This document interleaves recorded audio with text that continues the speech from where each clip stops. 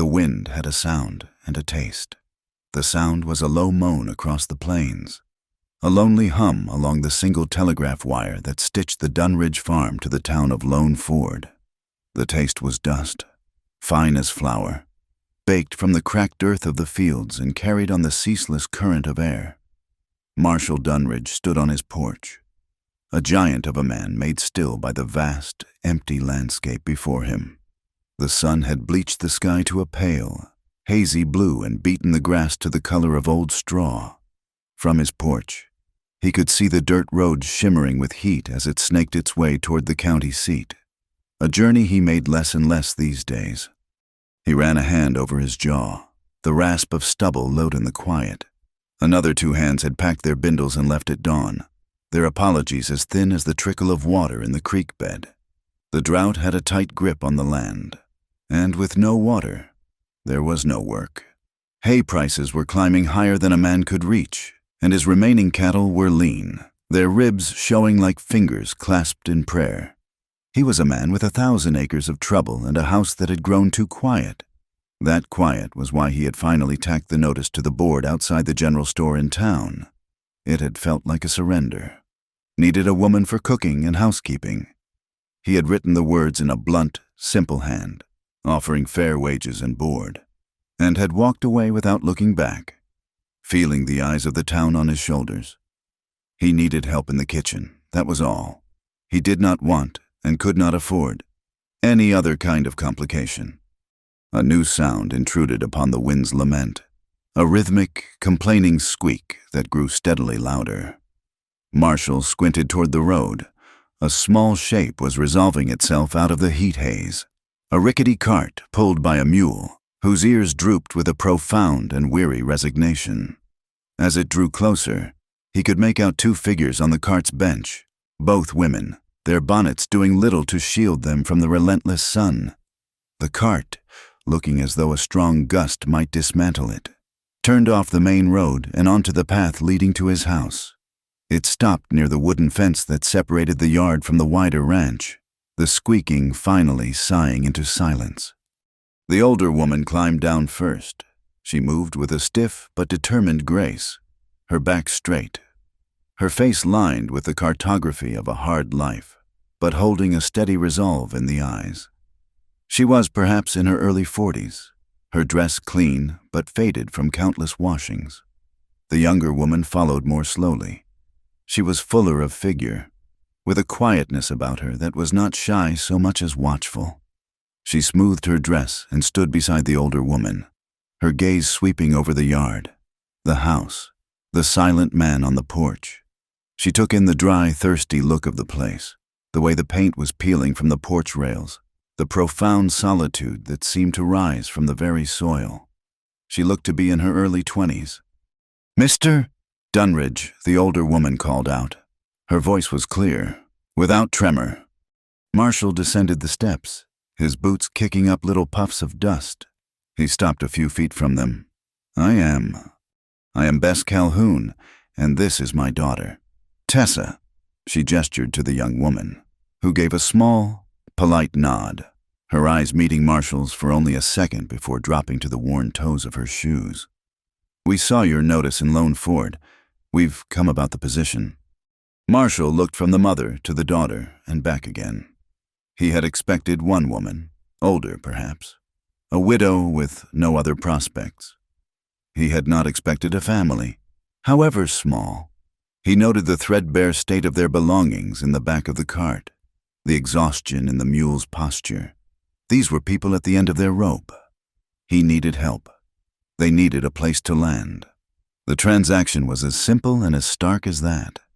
"The work is hard," he said, his voice a low rumble. "Long days. The house has been without a woman's hand for some time. We are no strangers to hard work." "Sir," Bess Calhoun replied, her chin lifting slightly, "I can cook for a crew of 20 or a table of 1. I can bake, clean, mend, and manage a larder. My Tessa is a great help. She is quiet, but her hands are clever." Tessa's cheeks colored faintly at the praise, but she remained silent, her attention fixed on a loose board in the fence line. as if committing its every splinter to memory. Marshall considered. The last housekeeper, a sour-faced woman from the next county, had lasted 2 weeks before the isolation drove her back to town. He needed someone who would stay. Perhaps 2 people would be less lonely than one. Perhaps a mother and daughter would find a way to put down roots where a solitary woman had not. The pay is what I wrote on the notice, he said, making his decision. Room and board included.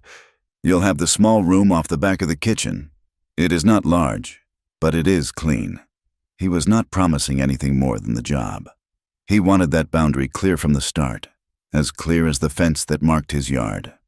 A wave of relief washed over Bess's face, so profound it seemed to smooth some of the lines etched there.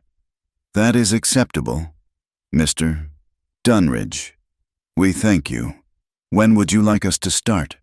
Now is as good a time as any, he said, turning back toward the house. The stove is cold and the pantry is yours to command. I will see to your mule. Inside, the house was just as he had described it. It was a man's space, orderly but barren. The main room held a sturdy table, 4 chairs, and a stone fireplace. The kitchen was large, dominated by a black iron stove. Pots and pans hung from hooks, clean but unused. A fine layer of dust coated every surface. The room they were given was small, with a single window looking out over the parched vegetable garden and, beyond it, the endless expanse of brown grass. A simple bed frame and a small chest of drawers were the only furniture. It was not much, but to Bess and Tessa Calhoun, it was a harbor. While Bess immediately set about exploring the pantry, taking stock of the dwindling sacks of flour and beans with a practical eye, Tessa stood at the window of their new room. She watched Marshall lead their weary mule toward the barn.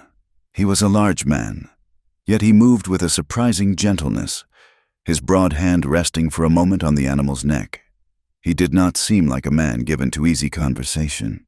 She could feel the weight of his silence, a thing as real and as heavy as the heat outside.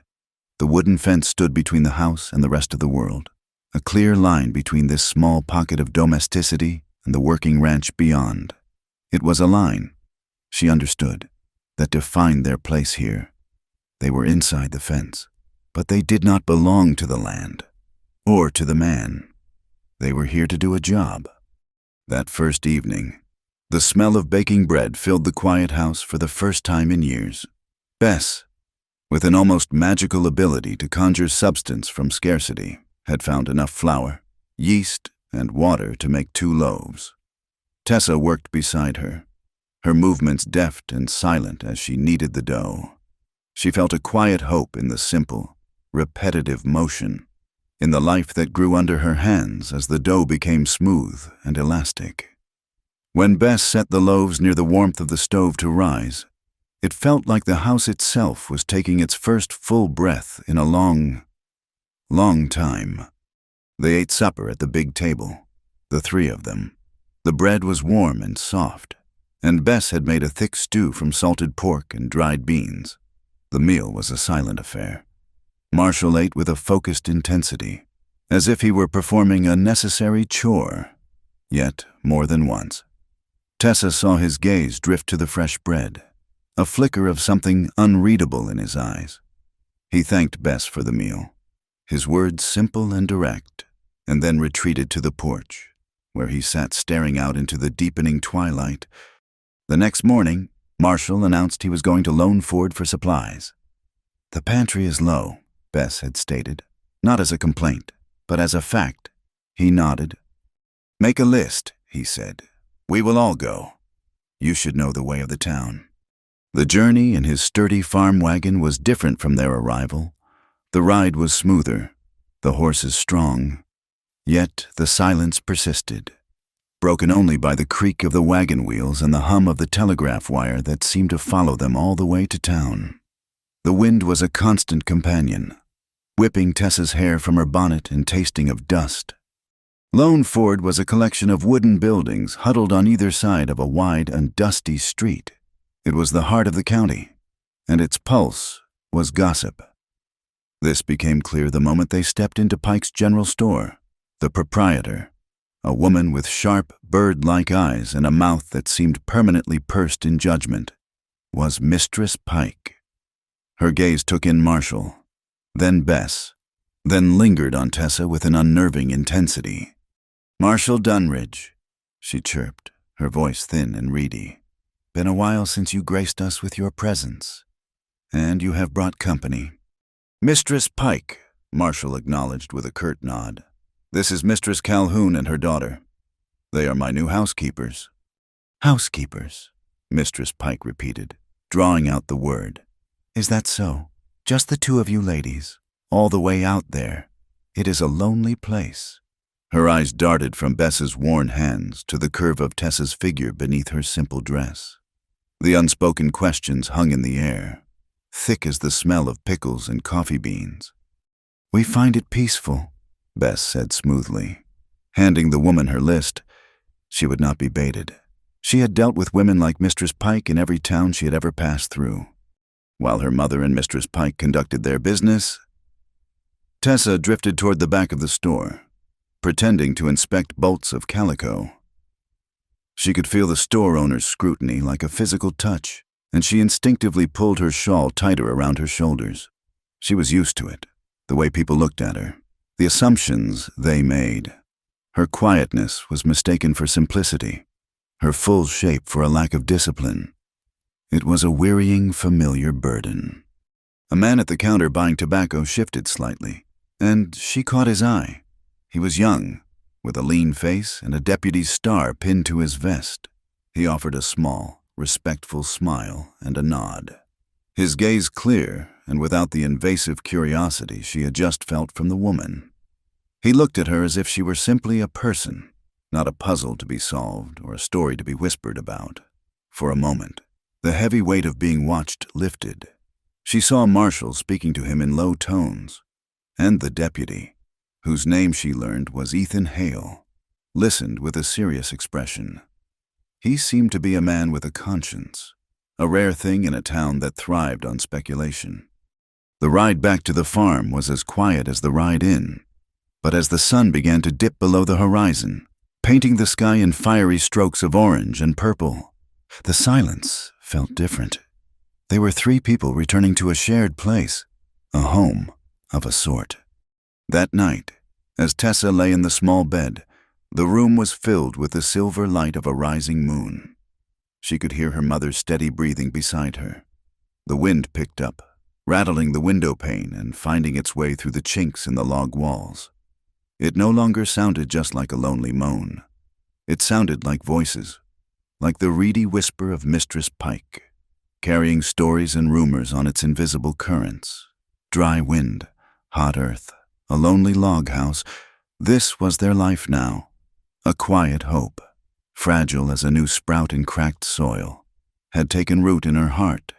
But she knew, with a certainty that chilled her, that the wind would do its best to tear it out. The days settled into a rhythm, dictated by the sun and the needs of the land. A new kind of quiet filled the Dunridge house. Not the empty silence of before, but a soft, purposeful quiet punctuated by the clatter of pots, the gentle thump of an iron, and the low hum of Bess's voice as she went about her work. The air, once stale with disuse, now carried the scent of yeast and roasting meat, of laundered cotton and strong coffee. This was a world Marshall knew little about, but he found himself breathing it in like a man who had not realized he was starving for air. Life was measured in small, recurring duties every morning. Tessa was the first one up. She would move through the pre-dawn gloom, her steps light on the floorboards, and start the fire in the great iron stove. By the time Marshall came in from his first check of the livestock, the coffee would be brewing, its rich aroma a promise against the coming heat. He would sit at the table and watch her. She rarely spoke, but her hands were always in motion, slicing bacon with practiced ease, mixing biscuit dough in a large ceramic bowl, her focus absolute. He began to notice things he had not seen that first day. He noticed the way a stray piece of dark hair would curl at her temple, the surprisingly delicate line of her wrist as she lifted a heavy skillet. He saw the deep, steady concentration in her eyes as she worked. a quality he understood and respected.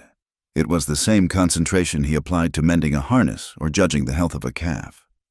There was a competence in her, a quiet strength that had nothing to do with words.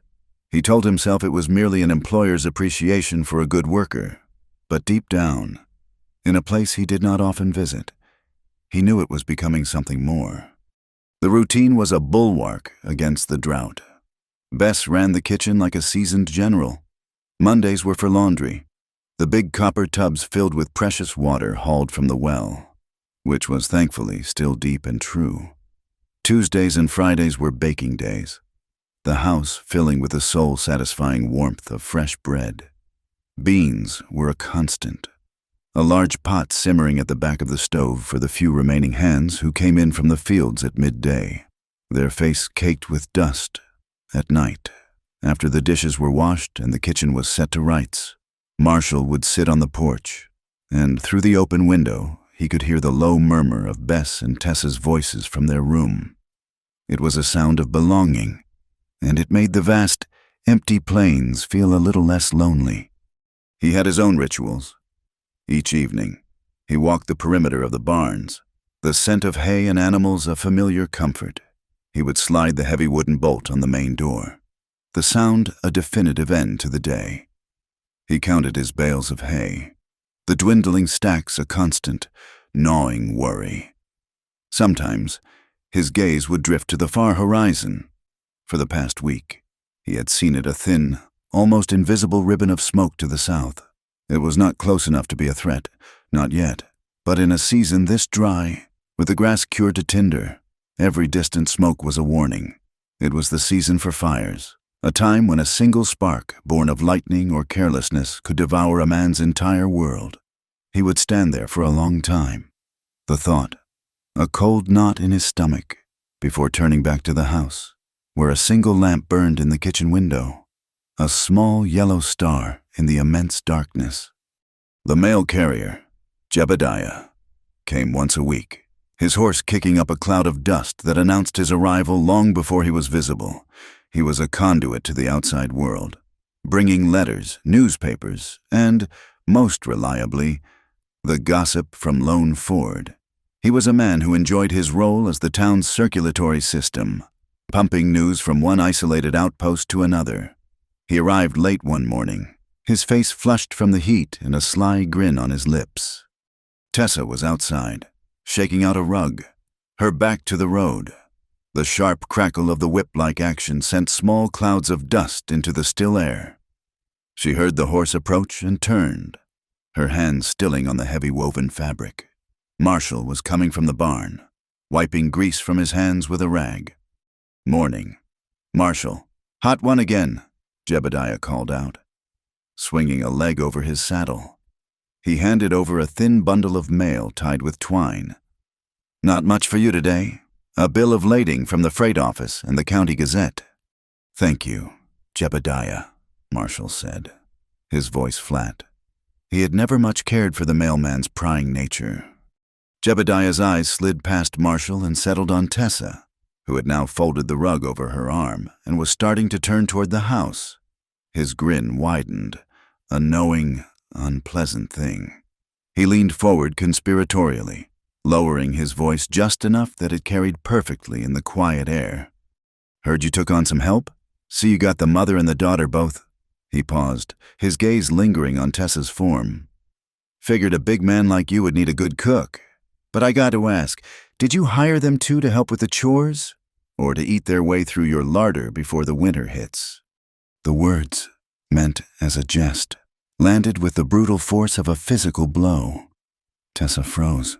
The color drained from her face, leaving it pale and stricken.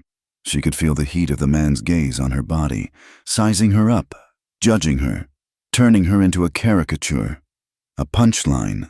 The rug in her arms suddenly felt impossibly heavy. She wanted to disappear, to dissolve into the shimmering heat. Marshall went utterly still. The air around him seemed to grow cold despite the sun.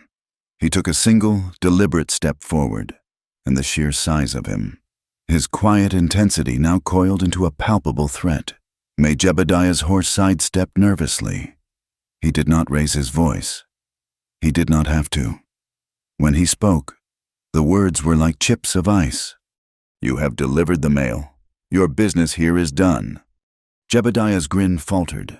He saw something in Marshall's eyes he had never seen before, a flat, dangerous calm that was far more intimidating than outright anger. He swallowed, the sound audible. "Just making a joke. Marshall, no harm meant." "Get on your horse," Marshall said, his voice unchanged, "and do not stop again until you are off my land." The mail carrier, flustered, scrambled back into his saddle, fumbling with the reins. He gave a last, uncertain look at Marshall's unyielding face, then spurred his horse and galloped away, leaving a trail of dust and a poisoned silence in his wake. Tessa stood rooted to the spot, her eyes fixed on the ground.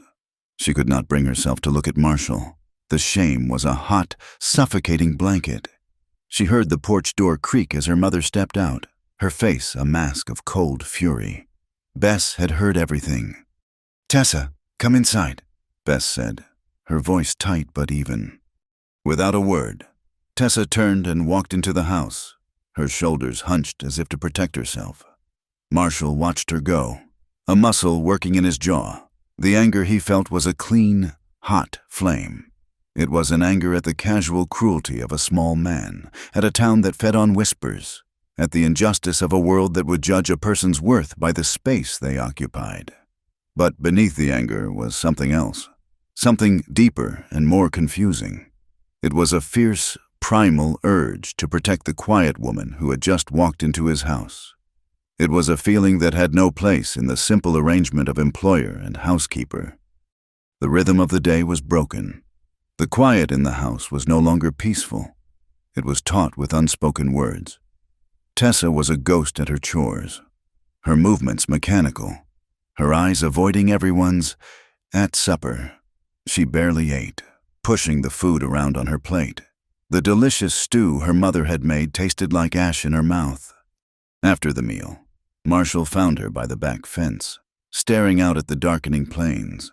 He walked over and stood beside her, not too close, leaving a respectful distance between them. For a long time, neither of them spoke. The wind whispered through the dry grass. "What he said," Marshall began, his voice rough. "It has no meaning." Tessa did not look at him. "It is what they all think," she said, her voice so low he could barely hear it. "In every town, it is always the same." "They are fools. Then," he said simply, "small people with small minds." He looked at her then, at her profile outlined against the last of the light. He saw the strength in the set of her jaw, the sorrow in the curve of her mouth. "Here," he said, his voice softer now. "On this farm, your work speaks for you. I see what you do.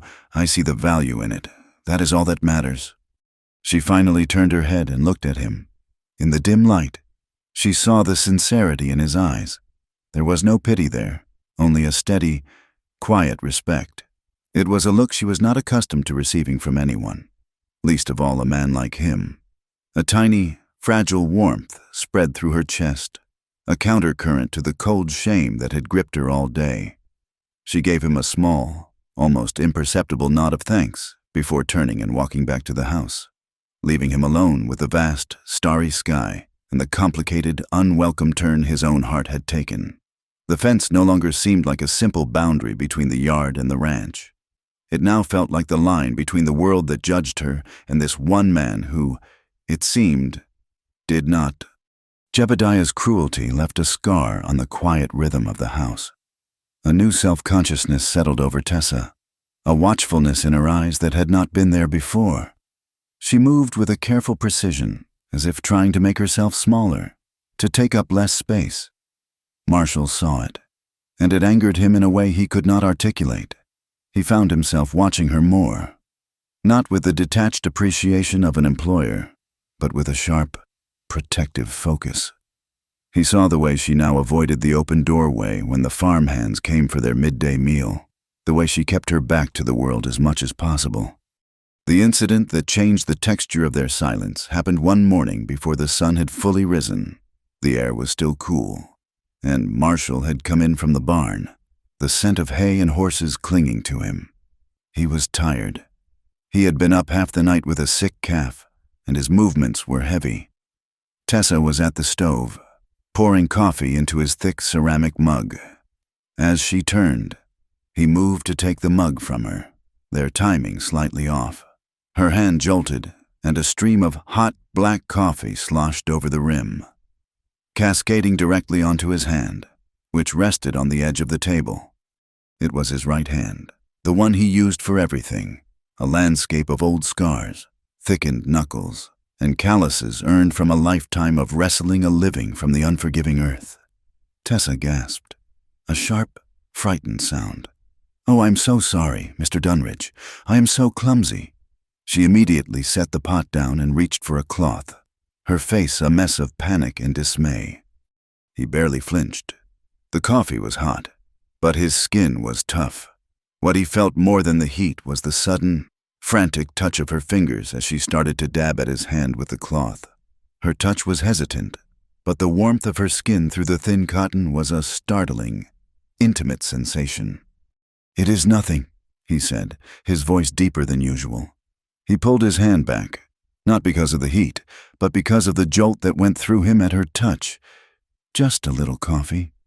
Their eyes met for a fraction of a second. He saw the genuine distress in hers, the fear that she had failed in her duty. She saw something else in his gaze, a startling stillness, an intensity that had nothing to do with pain or annoyance.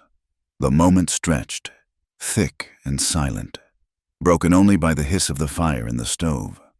"I am truly sorry," she whispered, her hands retreating as if burned. "Tessa," he said, and the use of her first name, without her mother present, was another small shock. "It is forgotten."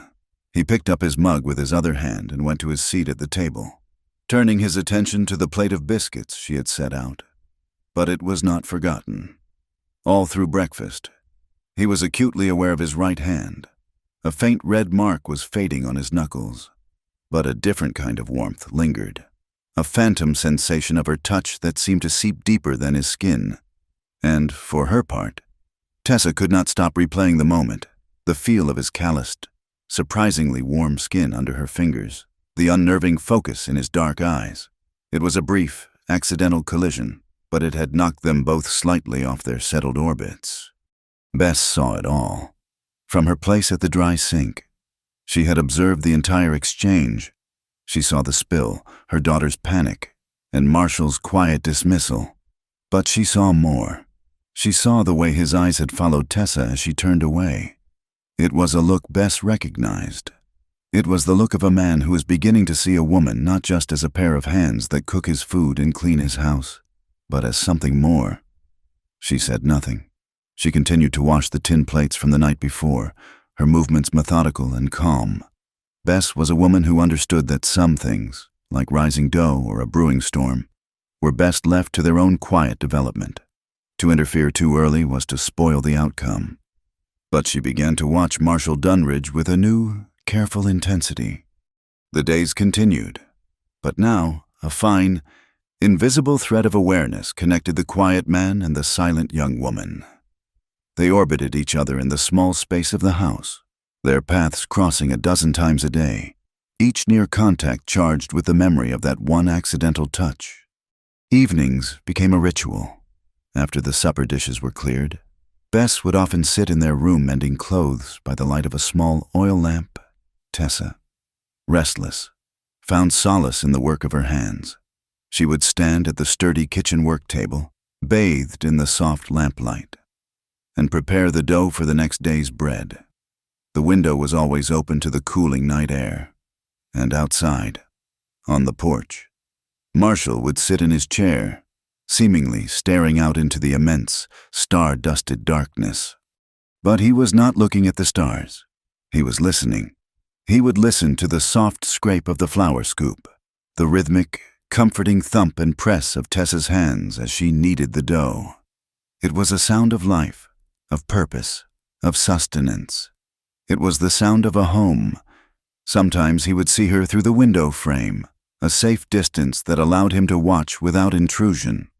He saw the fierce concentration on her face, the way she leaned into her work as if putting all her unspoken thoughts and worries into the dough.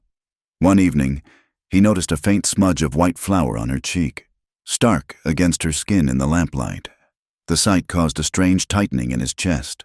It made her seem real, vulnerable, and achingly human. The mark was a sign of her labor, a sign of her presence, and for some reason, he found it beautiful. She was not just a shape or a silence. She was Tessa, with flour on her cheek, making bread in his kitchen.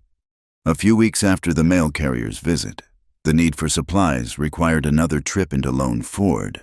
Marshall had put it off for as long as he could, not wanting to subject Tessa to the town's prying eyes again.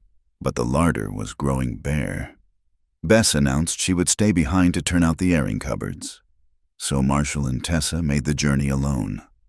The silence in the wagon was different this time. It was not empty. It was filled with 1,000 unsaid things. Tessa sat straight on the bench, her hands folded in her lap, her gaze fixed on the horizon. Marshall kept his eyes on the road, but he was aware of her presence beside him, of the faint scent of soap and yeast that clung to her. In town, as Marshall was loading sacks of flour and beans into the wagon, a man approached him. He was large, dressed in a suit of expensive black wool that was ill-suited for the heat and dust. His face was fleshy, with small, shrewd eyes that missed nothing. This was Silas Crowell, a man who had gotten rich on cattle and was now getting richer on railroad speculation. He owned half the county and was hungry for the other half. The drought, for a man like Crowell, was not a disaster. It was an opportunity. "Dunridge," Crowell said, his voice a rich baritone that dripped with false friendliness. "Heard you are sticking it out. A fool's game. This year, the land is thirsty." "It always gets thirsty," Marshall replied, heaving another sack into the wagon bed. He did not like Silas Crowell. The man's ambition had a foul smell. "That it does," Crowell chuckled, "but some years it dies of thirst. I am expanding my holdings up north. Your spread sits right in the middle of my plans. I could take it off your hands, pay you a fair price, considering the circumstances, give you enough to start over somewhere with more rain." The offer was coated in reason, but the insult was clear. Crowell was a vulture, circling. "My land is not for sale," Marshall said, his voice level.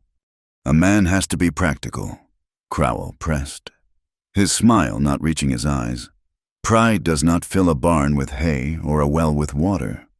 It was then that Crowell's gaze shifted, looking past Marshall to where Tessa stood waiting by the storefront. She had been trying to make herself inconspicuous, studying a display of horsetack in the window. Crowell's eyes swept over her, a slow, appraising look that was far more insulting than Jebediah's clumsy joke. A smirk touched his lips. "I see you have acquired some comforts for your lonely life," he said, his voice dropping to a low, insinuating murmur meant only for Marshall. "Perhaps you are not as impractical as I thought." Marshall straightened up slowly, his entire body going rigid. He turned and looked directly at Crowell, and the cold fury in his eyes made the larger man take an involuntary step back.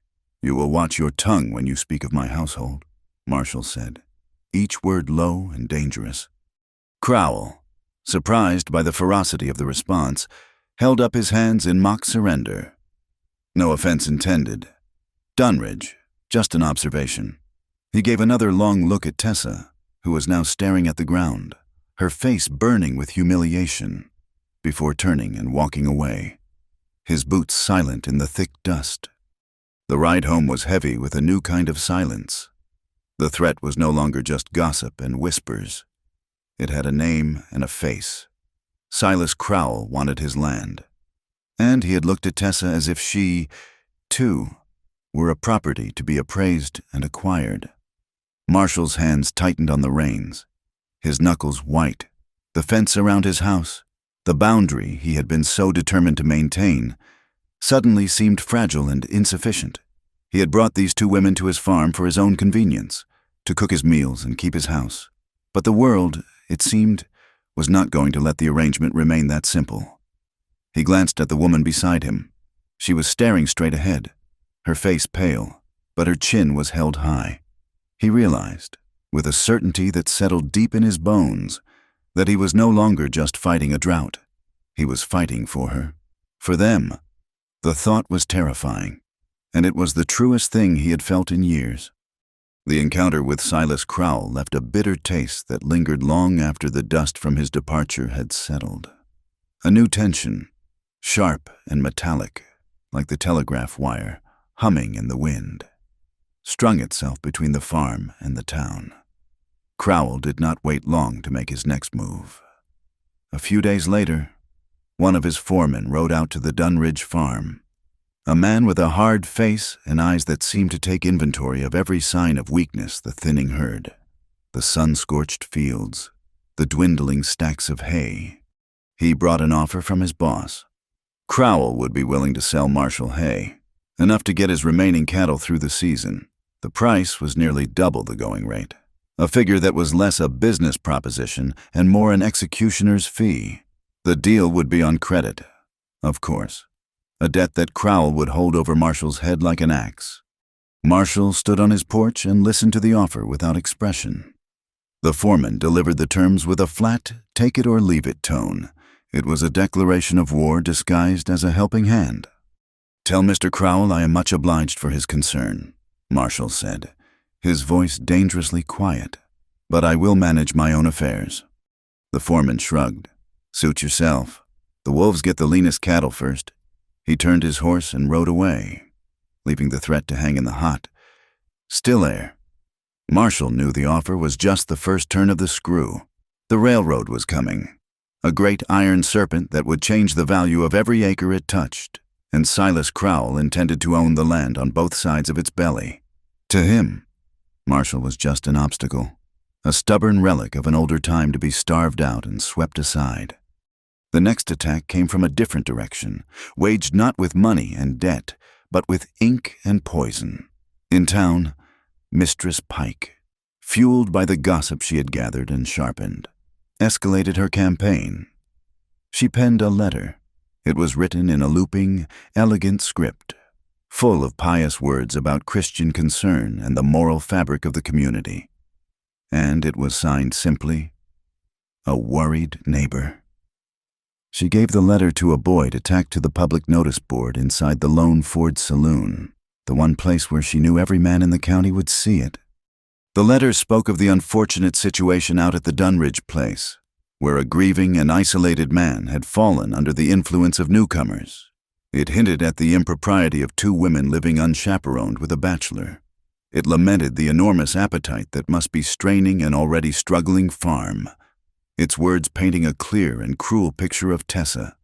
It was a masterpiece of insinuation, a public shaming that allowed the entire town to participate in the judgment.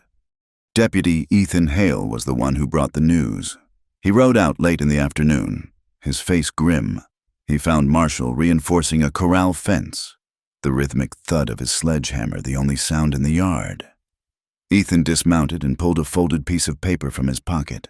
He had carefully copied the words down. "I thought you should know." "Marshall," he said, his voice low, "this was posted in the saloon. It is the talk of the town." Marshall took the paper, his hands covered in dust and grime, dwarfing the small sheet. He read it, his expression unchanging, but a dark fire kindled in the back of his eyes. He read it a second time, then slowly crumpled the paper into a tight ball in his fist.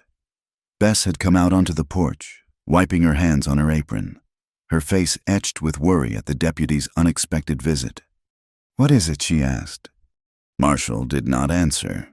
He walked past her into the house. Ethan looked at Bess, his expression full of apology. "It is gossip, ma'am, vicious lies." He did not need to say more. Tessa had been in the kitchen, listening. She heard the deputy's somber tones, saw the look on her mother's face, and watched as Marshall strode into the house, his silence more terrifying than any shout. She saw the crumpled paper in his hand. She did not need to read the words. She knew, with a sickening certainty, that they were about her. The whispers had finally grown into a public roar. This was what she had feared all her life. To be singled out, to be made a spectacle, to have her body and her worth debated and mocked by strangers. She slipped out the back door, needing air, needing to escape the suddenly suffocating walls of the house. She walked blindly, her feet finding the familiar path to the well. She leaned against the cool stones of its circular wall, her heart hammering against her ribs. The world had narrowed to a single point of burning shame. Everything they had built here, the routine, the fragile sense of peace, the unspoken understanding with Marshall, it all felt like a house of cards blown apart by the town's foul breath.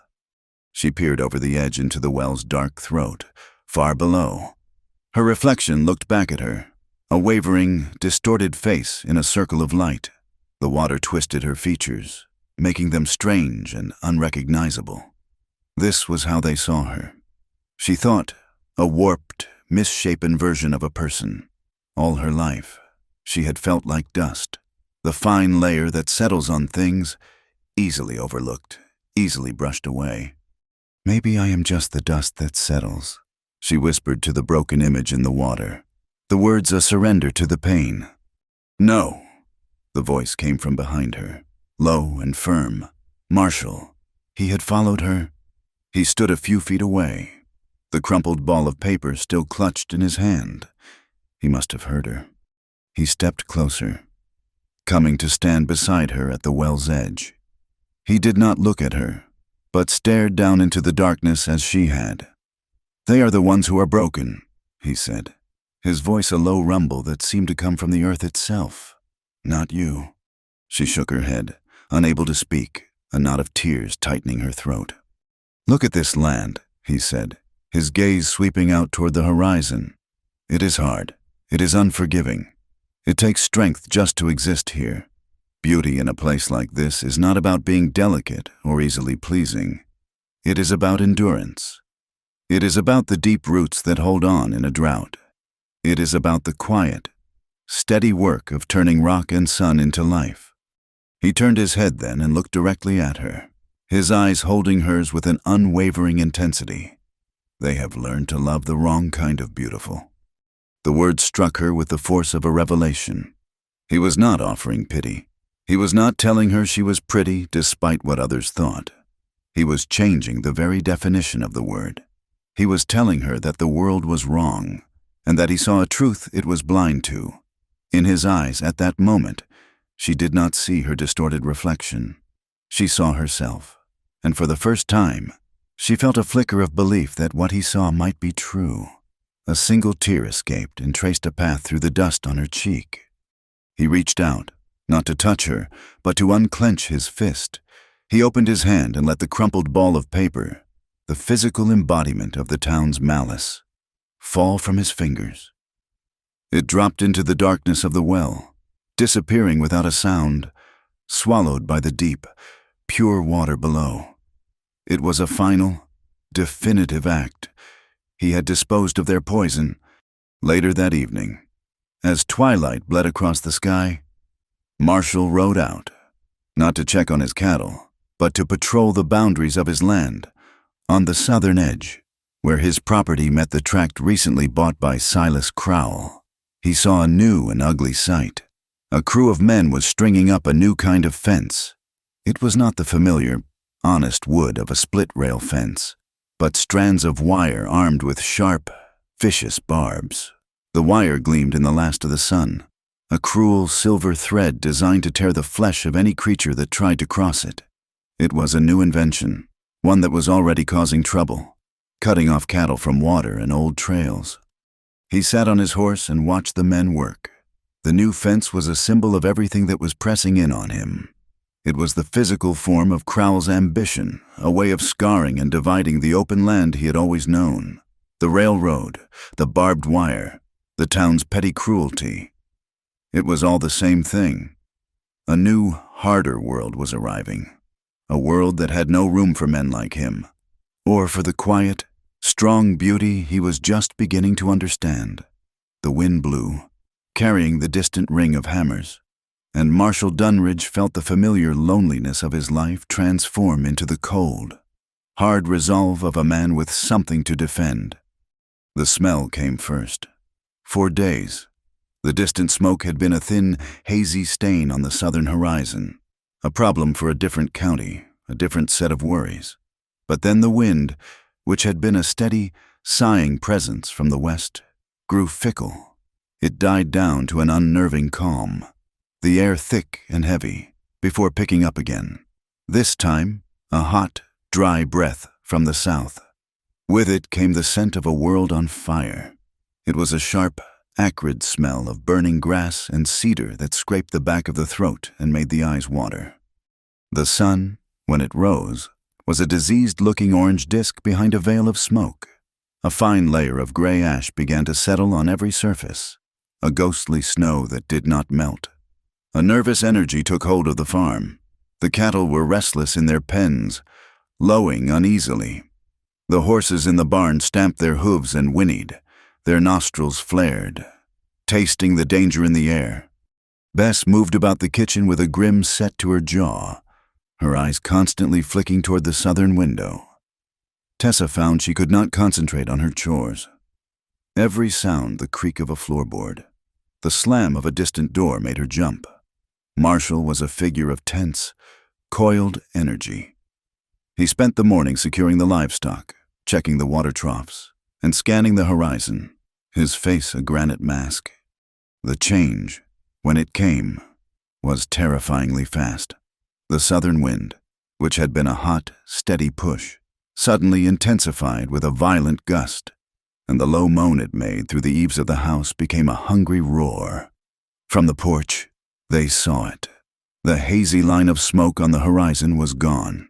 In its place was a wall of incandescent fury, a rolling, churning wave of orange and black that was consuming the prairie, eating the miles with an impossible speed. It was not a line of fire. It was the apocalypse, a moving ocean of flame that sent a terrifying, crackling roar ahead of it, a sound that vibrated deep in the chest. The cellar, Marshall's voice was a bellow, a sound she had never heard from him, cutting through the rising panic. "Bess, Tessa, get to the storm cellar now!"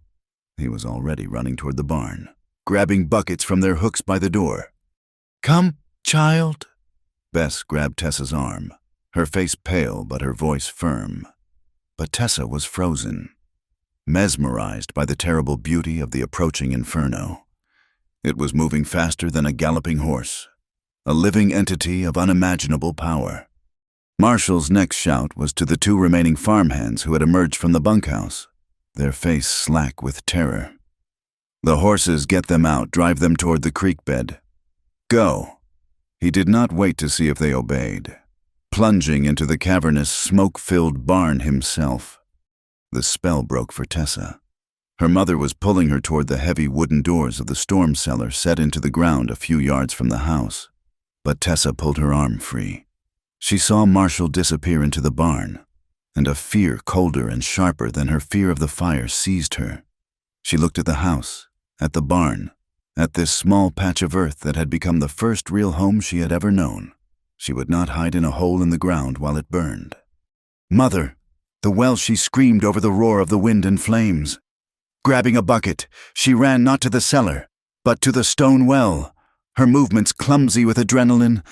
She dropped the bucket down, the rope burning her hands as it played out, and began to haul it back up, her muscles straining with the unaccustomed weight. The heat was becoming unbearable, a physical blow. The air was thick with flying embers, glowing like angry fireflies. The fire was at the edge of the south pasture now, 100 yards away, then 50. It hit the newly strung barbed wire of Silas Crowell's fence, and the wooden posts ignited like matchsticks. Marshall emerged from the barn, choking on smoke, driving his own saddle horse and two others before him. The farmhands had managed to free the rest, and the terrified animals were galloping blindly away from the heat, their eyes wide with panic. But one horse, a young mare, had shied back in terror and was trapped in the last stall. "The beam is jammed," Marshall yelled, his voice raw. A burning piece of the hayloft had fallen, blocking the stall door. He threw himself against it, his shoulders striking the heavy wood, but it would not budge. Tessa saw it all. She had hauled up a bucket of water and was running toward the house, intending to soak the western wall. When she saw Marshall's desperate struggle, she dropped the bucket, the precious water splashing into the dust, and ran toward the barn. The entrance was a black mouth belching smoke. "Tessa, no, get back," he roared. "Seeing her?" She ignored him, her eyes fixed on the trapped, screaming mare. The fire was not just at the pasture anymore. It was licking at the far wall of the barn itself. She could smell the horse's hair beginning to singe. She grabbed the end of the smoldering beam, her hands instantly blistering, and pulled. It was immensely heavy, a monster of charred timber. Her effort was not enough, but it seemed to galvanize Marshall. Seeing her there, impossibly, beside him in the smoke and heat, he found a new reserve of strength. He set his shoulder against the beam again, and this time, with her pulling and him pushing, their bodies straining in unison. The great timber shifted with a groan of protesting wood. It moved only a foot, but it was enough. The mare, seeing the opening, bolted from the stall and galloped out into the blackened, smoking yard, her coat scorched but her life saved. They stumbled out of the barn after her, gasping for air that felt like fire in their lungs. There was no time to rest. The fire was upon them. The barn was already lost, flames erupting from the hayloft window in a geyser of orange. The battle now was for the house. For the next hour, they existed in a primal, smoke-choked world of pure survival, joined by Bess, who had emerged from the cellar with a grim resolve. They became a desperate fire brigade. They hauled bucket after bucket from the well, their movements a frantic, exhausting rhythm. They threw the puny arcs of water against the wooden walls of the house as the main firestorm swept past them in a wave of consuming heat. The world was nothing but the roar, the blinding smoke, and the searing pain in their muscles and lungs. They soaked blankets and beat at the grass fires that erupted in the yard, stamping out embers that landed on the porch, on the roof, anywhere a spark could find purchase. And then, as suddenly as it had come, the main front of the fire was gone, roaring its way north, leaving a smoldering, hellish landscape in its wake. The world went from a deafening roar to an eerie, crackling silence. Everything was black, the fields, the pastures, the fences all gone. All that remained was a blackened, smoking earth under a sky choked with gray smoke. The barn was a skeleton of charred timbers, still burning in places, sending thick plumes of smoke into the sky. But the house, scorched and smoking, was still standing. They had saved it.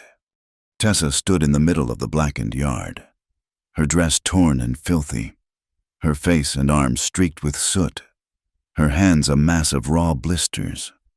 She looked at Marshall, who was in a similar state, his shirt half burned from his back, his face a mask of grime. She looked at her mother, her strong, indomitable mother, leaning against the well, her shoulders shaking with exhaustion. They had survived. A strange, bubbling sound rose in Tessa's throat. It was a laugh, a wild, hysterical sound that was half a sob. It rang out, shocking and raw, in the ruined silence. Marshall took a step toward her, his face filled with concern. "Tessa."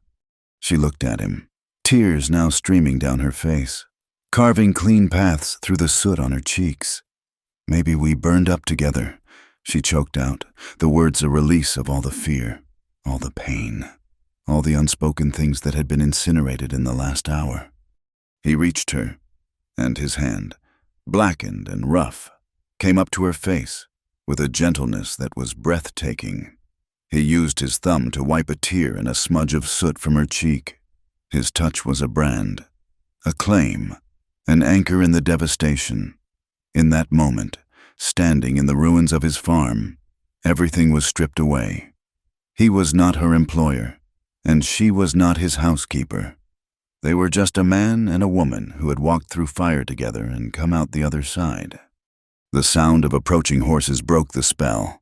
They looked up to see a group of riders cresting the hill, their forms sharp against the smoky sky. The men were clean, their horses fresh. At their head was Silas Crowell. He rode into the yard and dismounted, his expensive boots stirring the warm ash. His shrewd eyes took in the scene with a single, sweeping glance: the ruined barn, the blackened fields, the exhausted, soot-covered trio by the well. He stopped before Marshall, a look of practiced sympathy on his fleshy face. "Dunridge," he said, his voice dripping with false concern. "A terrible tragedy. I saw the smoke from my place and came as fast as I could. It appears you have lost nearly everything." He paused, letting the weight of his words settle. Then he smiled, a thin, predatory smile. "But you are a lucky man. I am still prepared to help you. I have the papers with me. We can settle the sale right now. While the ashes are still warm, it is the only sensible thing to do. A rescue, you might say." The words of Silas Crowell, slick with false sympathy, hung in the smoky air, more offensive than the stench of the fire itself. He stood there, a clean man in a ruined world, holding out a contract as if it were a chalice of salvation. Marshall looked from Crowell's fleshy, smiling face to the skeletal remains of his barn, then to the blackened fields that stretched to the horizon. He had just lost the work of a lifetime. Everything he had was gone, except for the scorched house behind him and the two women who stood beside him. He turned his head and looked at Tessa. Her face was a mess of soot and tears. Her hair was wild, her hands were raw with burns, and she had never looked more beautiful to him. He saw the fire that had just swept the land reflected in her eyes, but it was not the fire of destruction. It was the fire of a forge, a purifying flame that had burned away everything that was not essential, leaving only the pure, strong steel of her spirit. In that instant, he knew what his answer had to be. He had been fighting to save a farm. He realized now he was fighting for a home. "There is no sale," Marshall said. His voice was raspy from smoke, but it held a new and unshakable foundation. It was the voice of a man who had lost everything and found something more valuable. Crowell's smile tightened at the edges. "Do not be a fool. Dunridge, you are ruined. You have no feed, no barn, no pasture. Your credit in town is stretched thinner than a spider's web. I am offering you a way out, a generous one." He said. A new voice spoke, quiet but clear as a bell. "There is no sale." All heads turned. It was Tessa.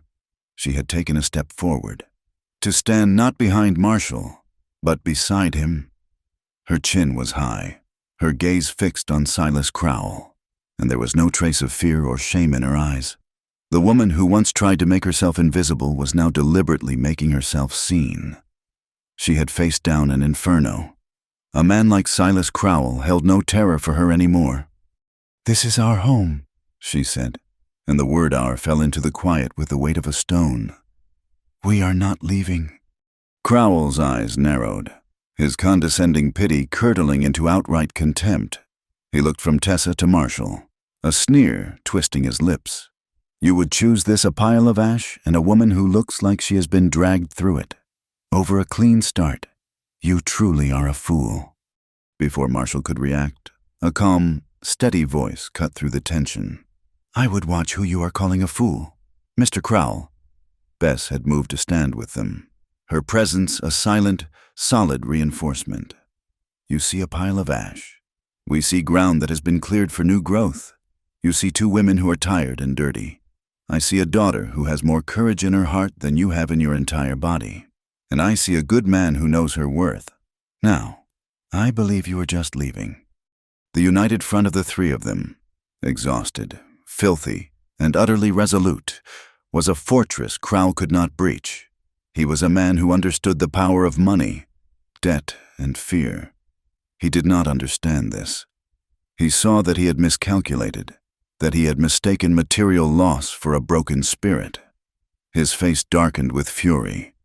"You will regret this, Dunridge," he spat, "the false friendliness gone completely. When the winter comes and you are trying to feed your last bony cow on ashes, you will remember this day, and you will remember the offer I made." He spun on his heel, swung himself up onto his horse, and with a final glare of pure malice, he and his men rode away, their departure a silent retreat from a battle they had unexpectedly lost. They stood together and watched them go, 3 solitary figures in a landscape of devastation. The sounds of the retreating hoofbeats faded, replaced by the eerie crackle of the still smoldering barn and the low moan of the wind through the charred ruins. The adrenaline that had sustained them began to drain away, leaving a profound, aching exhaustion in its place. Bess placed a gentle, soot-stained hand on her daughter's shoulder. "I am going to see about the water in the rain barrels," she said, her voice soft. "See what the fire spared?" It was a simple, practical task. But her look to Marshall was anything but. It was a look of trust, of approval, of a mother stepping aside to let the future unfold. She turned and walked slowly toward the back of the house, leaving Marshall and Tessa alone in the silence. Marshall turned to Tessa. The world had been reduced to this small space, this circle of ash occupied by the 2 of them. He reached out and took her hands in his large, calloused palms cradling her blistered ones with an almost reverent gentleness. The pain was a shared thing between them now. "You did not run," he said, his voice thick with an emotion he could not name. "You ran toward the fire." "The barn was burning," she said simply, as if it were the most obvious thing in the world. "You were inside." He looked down at their joined hands, then back up at her face. "What I said at the well," he began, his voice rough, "about the wrong kind of beautiful. I meant it, but I did not say it all." He took a breath, the words coming from a place deeper than thought. "Beauty that is just for looking at is fragile. It turns to dust. The kind of beautiful you are, it is the kind that survives. It is the kind that rebuilds." He let go of one of her hands and raised his own to her face, his thumb once again tracing the path where a tear had been, his touch infinitely tender. "This place," he said, his gaze sweeping over the ruins and coming back to rest on her. "It was just land and a house, a lonely place. I did not know what a home was until you came. You and your mother. You filled the quiet. You brought life back. The fire took the barn, but it could not touch that. It could not touch what is real." Tessa's heart felt as if it might break, not from sorrow, but from a new and overwhelming fullness. Every cruel word, every mocking glance she had ever endured seemed to fade to nothing in the face of his quiet, absolute sincerity. He saw her, not as a burden or a shape, but as the very heart of his home. "Dry wind, hot earth, a lonely log house," he murmured, the words like a memory. "That was my life." He looked deep into her eyes, and she saw the last of his walls crumble, the last of his solitude surrender. "It is not lonely anymore, Tessa, not if you will stay." "I will stay," she whispered, the words both a promise and a prayer. He leaned down then, and his lips met hers. The kiss was not one of fiery passion, but of profound recognition, of finding shelter after a long and desperate storm. It tasted of smoke and ash and sorrow. But underneath it all, it tasted of hope. It was a kiss that sealed a bond forged in fire and quiet understanding, a promise of a new beginning rising from the ruins. As they stood there, her hands in his, a single, fat drop of water landed on her forehead. Then another landed on his hand. They looked up at the sky, which had been a uniform, suffocating gray. A darker patch was spreading from the west, and from it, the first real rain in months began to fall. It came down gently at first, then harder, a steady, cleansing downpour. The drops hissed on the hot ash, washing the soot from their faces, from the scorched wood of the house, from the blackened earth itself. The smell of the rain hitting the dry ground was the smell of life itself, a promise of renewal. Standing together in the steady, life-giving rain, watching it begin the slow, patient work of healing the wounded land, Marshall Dunridge held Tessa's hand and knew, with a certainty that settled deeper than his bones, that they would rebuild together. The rain fell all through the night, a long, steady drumming on the roof of the scorched but standing house. It was a sound of mourning and of baptism, washing the world clean of ash and fury. They slept the sleep of the utterly exhausted, a deep, dreamless plunge into oblivion, waking to a world transformed. The sun rose into a sky scrubbed clean, and the light fell upon a landscape of profound and sorrowful black. The earth was a blank slate, steaming gently in the morning warmth. The smell was of wet charcoal and damp earth, the smell of an ending and a beginning. The first thing they found, a small miracle in the devastation, was life, huddled under a miraculously untouched corner of the chicken coop. 2 hens, their feathers ruffled and soot-stained, clucked in quiet indignation. Tessa knelt and gathered them into her arms, burying her face in their warmth. It was a ridiculous, beautiful thing, and she began to cry again, not with sorrow this time, but with a strange, fierce gratitude for the stubborn, unthinking resilience of life itself. The well, when they checked it, was full and clear, the water untainted, the heart of the farm, its source of life, was whole. The work of rebuilding began not with grand plans, but with small, necessary acts. Marshall, his movements slow and deliberate, began the grim task of clearing the debris from the barn, separating salvageable tools from twisted, melted metal. Bess, with a quiet determination, took inventory of their smoke-tainted but usable supplies.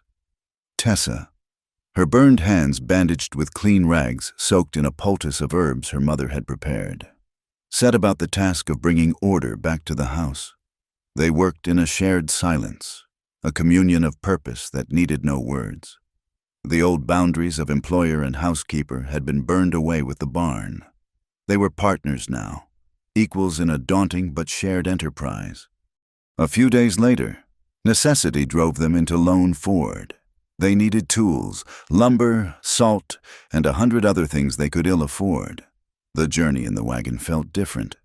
The blackened landscape was a constant reminder of their loss, but the air was clean, and as they drew nearer to town, the green and gold of unburned pasture was a balm to the eyes.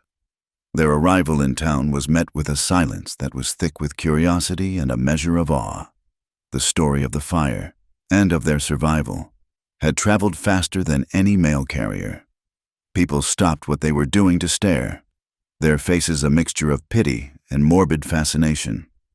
Their first stop was Pike's General Store. Mistress Pike was behind the counter, her bird-like eyes taking in their soot-stained clothes and Tessa's bandaged hands. She adopted a tone of mournful sympathy that was more insulting than her usual judgmental chirp. "Oh, you poor, dear things," she cooed, looking directly at Bess. "To have lost so much. A terrible trial from the Lord. Of course, some might say that such trials are a form of judgment, a cleansing of what is not right in his eyes." Her gaze flickered toward Tessa, the insinuation as sharp and ugly as ever. Bess placed her list on the counter, her back straight as a fence post. She met the storekeeper's gaze without wavering. "We have not come for a sermon, Mistress Pike, and we have not come for your pity." She leaned forward slightly, her voice dropping, but it carried through the suddenly silent store. "My daughter stood and fought a fire that would have sent most men in this town running for the hills. She did not ask for help, and she did not complain. We do not need to be pitied. We need to be respected." She paused, letting the words sink in. "Now, if you would be so kind as to fill our order, we have a farm to rebuild." A ripple of murmurs went through the handful of customers in the store. Mistress Pike, for the first time in anyone's memory, seemed at a loss for words. Her mouth opened and closed like a fish on a hook. The town had come expecting to see victims, broken and begging for charity. Bess had shown them survivors who demanded dignity. It was a subtle but profound shift in the town's perception. While this quiet drama unfolded, Deputy Ethan Hale was conducting his own business in the saloon. He was not a drinking man, but he was a listening one.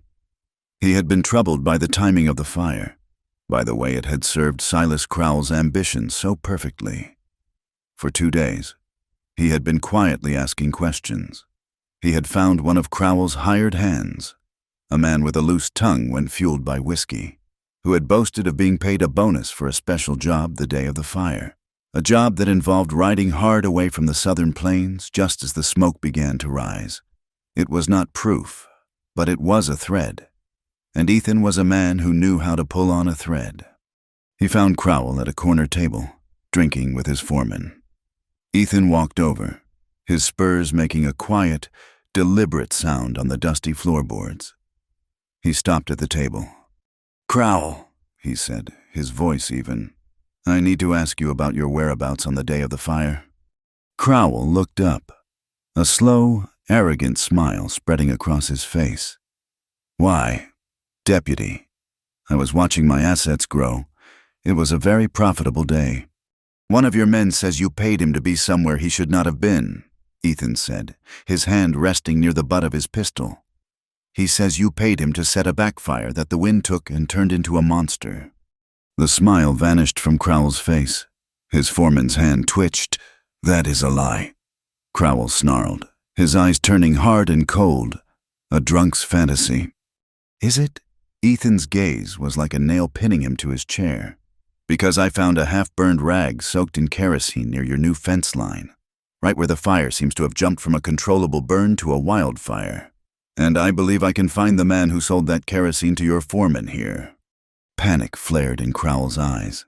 He had been so sure of his own power, so contemptuous of the law in this small, dusty county. He had underestimated the quiet deputy.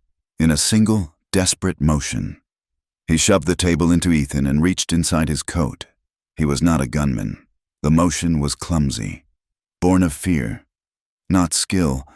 He managed to pull a small derringer from his pocket, but before he could level it, Ethan's own pistol was drawn.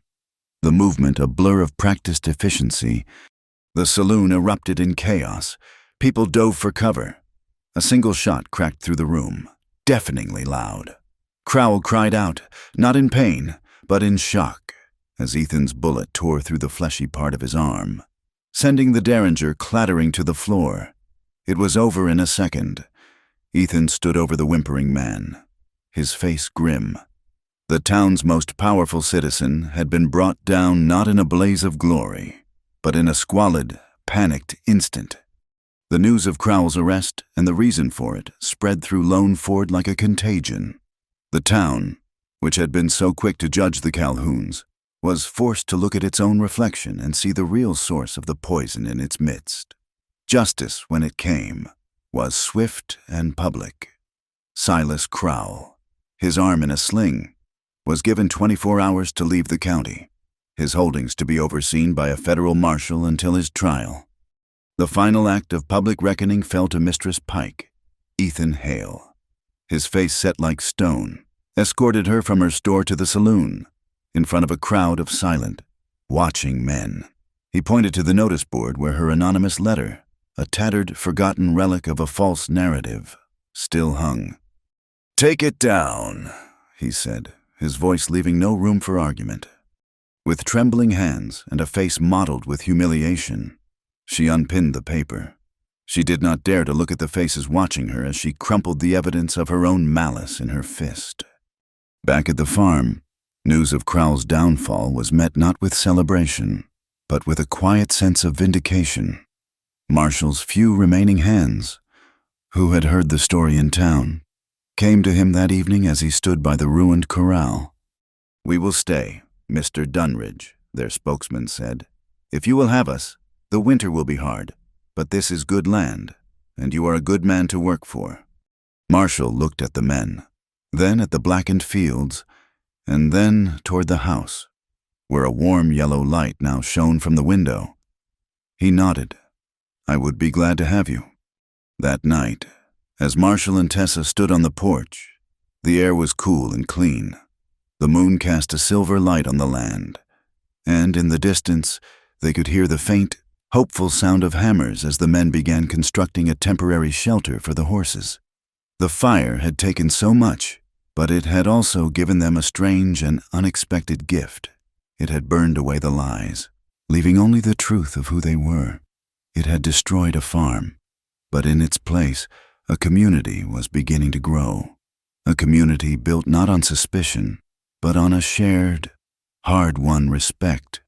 The wind blew, carrying the scent of rain-soaked earth and the promise of a future they would build together. Continue with Part 8 of the story in English following the memorized outline. About 2,500 words long. Return only the content of this part in English. Omit any headings introducing sections or introducing the result. If any character is a doctor, write it out as doctor and do not abbreviate as doctor. Include only the story content.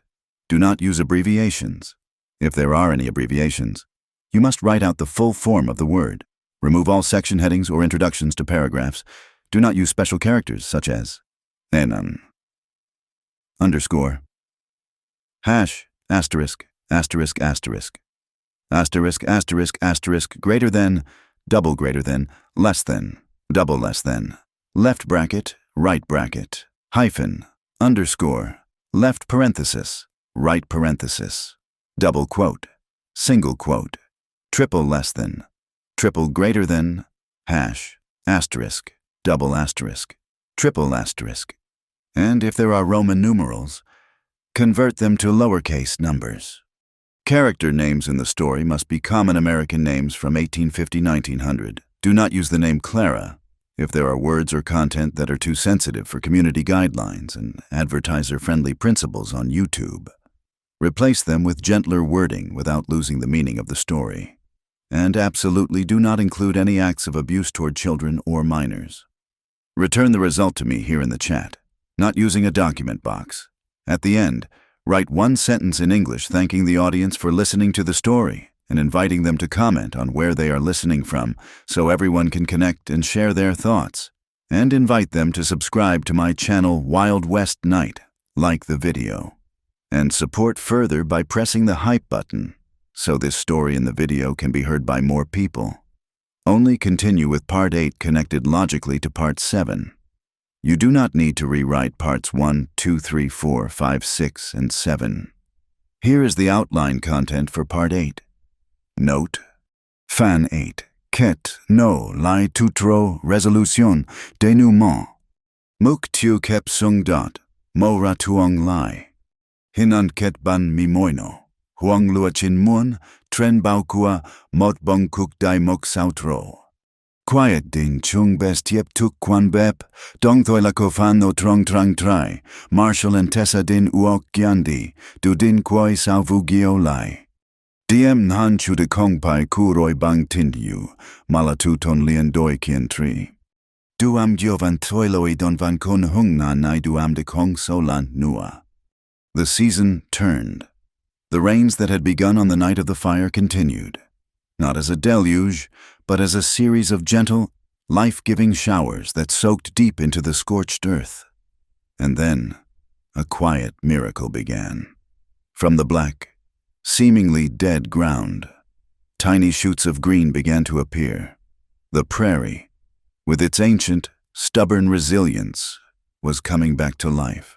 The sight of that first green haze spreading across the fields did more to heal their spirits than any words could have. Life settled into a new, more profound rhythm. The work was harder than ever, a relentless, back-breaking effort from sunup to sundown. They were rebuilding from nothing, and every salvaged nail, every plank of fire-warped wood, was a treasure. But the labor was different now. It was not the solitary struggle of one man against the land, but the shared work of a family. The farmhands, their loyalty cemented by the fire and Marshall's quiet integrity, worked with a renewed purpose. Bess, who had always been the heart of the kitchen, became the heart of the entire enterprise, managing their dwindling resources with a wisdom that stretched every dollar and every sack of flour. One crisp autumn morning, the air sharp with the promise of coming frost, Marshall found Tessa by the foundation of the old barn. She was kneeling in the dirt, her attention fixed on something at the base of a charred timber.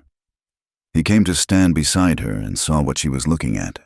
Pushing its way up through the ash and blackened soil was a single, defiant wildflower. a wild aster with a bright yellow center and delicate purple petals. It was impossibly fragile and impossibly strong, a spot of brilliant color in a world of black and gray. "Look," she whispered, her voice full of wonder. It grew back. "Some things always do," he said, his voice quiet. He knelt beside her, his large frame folding down to her level.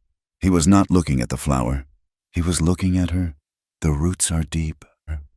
In the weeks since the fire, something unspoken but deeply understood had grown between them. They worked side by side, their hands often brushing, their gazes meeting and holding for a moment longer than was necessary. They had not spoken of the kiss in the rain, or of the words that had passed between them. The crisis had demanded all their energy, all their focus. But the feeling was there, a steady, warm current running beneath the surface of their demanding days. That evening, after the simple meal of stew and fresh bread, the three of them sat at the kitchen table. The farmhands had eaten and retired to the bunkhouse. The house was quiet, filled with a comfortable, weary peace. Marshall cleared his throat, a rough, unaccustomed sound in the small room. Bess and Tessa both looked at him. He looked first at Bess, his expression one of deep and sincere respect. "Bess," he began, his words chosen with care, "this farm would not have survived without you. Not just your cooking, but your strength. It is not right that you should just be an employee here. This is your home as much as it is mine. I want to offer you a partnership, a small share in the farm, to grow as we rebuild. I would be honored to have you as a partner." Bess was, for once, speechless. She looked at this giant, quiet man, and her eyes, which had seen so much hardship, grew misty. She had spent her life working for others, always on the edge of uncertainty, always aware of her dependent status. He was offering her a stake, a piece of the future, a security she had never dreamed of having. She simply nodded, unable to speak, and reached across the table to place her hand over his in a gesture of profound gratitude and acceptance. Marshall then turned his gaze to Tessa. His dark eyes were soft, all the old loneliness gone, replaced by a steady, unwavering light. "Tessa," he said, his voice dropping lower, "I have lived my whole life on this land. I thought I knew what it meant to be strong. I was wrong. Strength is not just about enduring alone. It is about standing together when the fire comes. It is about finding the courage to rebuild from the ashes." He reached into the pocket of his worn trousers and pulled out something small. He laid it on the table. It was a simple ring, fashioned from a bent horseshoe nail that he had hammered and polished until it shone with a dull, silvery light. It was not fancy. It was not worth a single dollar, but it was made of the very substance of the farm, of his life's work, and it had been shaped by his own hands. "I know there is nothing to offer you right now but hard work and a long winter," he said, his voice thick with emotion. "But I love you. I love you for your quiet heart and for your fierce spirit. I love the way you see the world. I want to build this place again, not just for me, but for us. Tessa Calhoun, will you do me the honor of becoming my wife?" Tessa looked at the simple, beautiful ring, and then at the face of the man who was offering it. She saw her future there, a future not of ease, but of meaning, a future of shared struggle and shared triumph. She saw a home, built not of wood and nails, but of mutual respect, of deep, quiet love, and of the kind of courage that finds flowers in the ashes. "Yes," she whispered, the tears that came to her eyes not of sorrow, but of a joy so profound it was almost painful. "Yes, Marshall, I will." He slipped the simple ring onto her finger, and it was a perfect fit. Bess, her own eyes shining, rose and came to embrace them both, her arms wrapping around her daughter and the man who would be her son.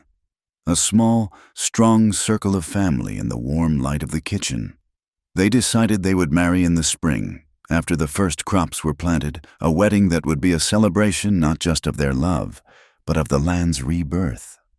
The wind still blew across the plains of Lone Ford County. It still carried whispers and rumors, for that was the nature of the wind and of small towns. But the sound of it was different now when it reached the Dunridge farm. It was no longer a lonely moan around a solitary house. It was the sound of a current moving around a solid, unshakable thing. The house was warm inside, filled with the scent of baking bread, the sound of quiet conversation, and the promise of the future. The cold could no longer get in. Thank you for listening to our story. We would love to hear where in the world you are joining us from. So please leave a comment below to connect with our community. And do not forget to subscribe to Wild West Night, like the video, and press the hype button to help share this tale with more listeners.